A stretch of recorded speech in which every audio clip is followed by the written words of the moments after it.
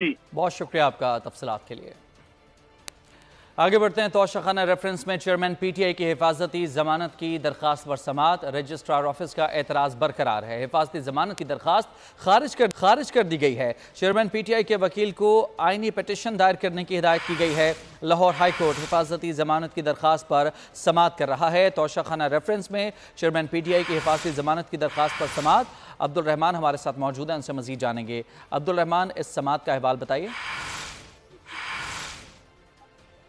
जी बिल्कुल, Lahore high court ने तहरीक इंसाफ के सरबराह की तोशाखाना रेफरेंस में हिफाजती जमानत की दरखास्त पर रजिस्ट्रार लाहौर हाई कोर्ट का जो एतराज़ है वो बरकरार रखते हुए हिफाजती जमानत की दरखास्त मुस्तरद कर दी है। अदालत ने चेयरमैन पीटीआई के वकील को आइनी पटिशन दायर करने की हिदायत की है, जबकि चेयरमैन तहरीक इंसाफ के वकील इश्तियाक खान और इंतजार हुसैन पंजोता ने अदालत पेश होकर दलाल दिए और उन्होंने कहा कि 22 जून को नैब की जानिब से तलबी का एक और नोटिस वसूल हुआ के खिलाफ इस्लामाबाद हाई कोर्ट से रुजू किया था, जिसे अदालत ने हुक्म तनई जारी कर दिया है, जिस पर अदालत की जानिब से इस्तफसार किया गया कि आप इस्लामाबाद कब जाना चाहते हैं। इश्तियाक खान एडवोकेट की जानिब से कहा गया कि 4 जुलाई को हमारे केसेस जो है नैब अदालत में लगे हैं, तो इससे रवानगी होगी, जिस पर अदालत ने आइनी पटिशन दायर करने की हिदायत करते हुए हिफाजती जमानत की जो दरखास्त है मुस्तरद कर दी है। यहाँ ये बताता चलूँ कि चेयरमैन पीटीआई ने तोशाखाना रेफरेंस में नैब तलबी के नोटिस के खिलाफ आइनी पटिशन दायर कर दी है।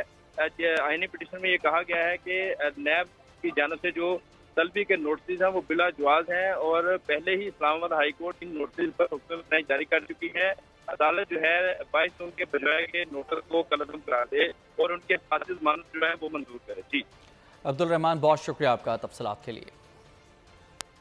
और ख़बर है कराची से, जहां